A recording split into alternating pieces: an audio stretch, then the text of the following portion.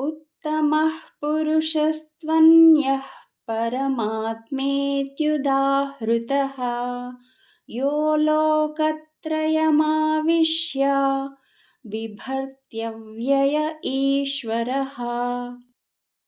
భావము: పై ఇద్దరి కంటెను ఉత్తముడైన పురుషుడు వేరైన వాడొకడు కలడు.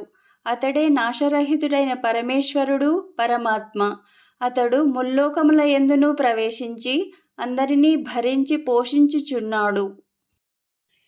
యస్మాక్షరమతీతోహం అక్షరాదపి చోత్తమః అతోస్మి లోకే వేదే చ ప్రథితః పురుషోత్తమః.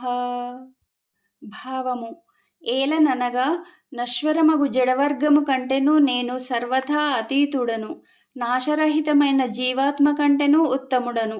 కనుక ఈ జగత్తునందును వేదముల యందును పురుషోత్తముడనని ప్రసిద్ధికెక్కితిని అని శ్రీకృష్ణుడు అర్జునుడితో పలికెను. యో మామేవమసమ్మూఢో జానాతి పురుషోత్తమం స సర్వవిద్ భజతి మాం సర్వభావేన భారత.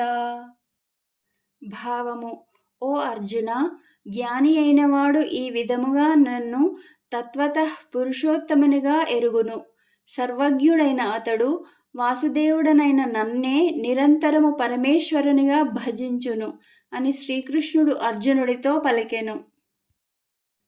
ఇతి గుహ్యతమం శాస్త్రం ఇదముక్తం మయా నఘ ఏతద్బుద్ధ్వా బుద్ధిమాన్ స్యాత్ కృతకృత్యశ్చ భారత.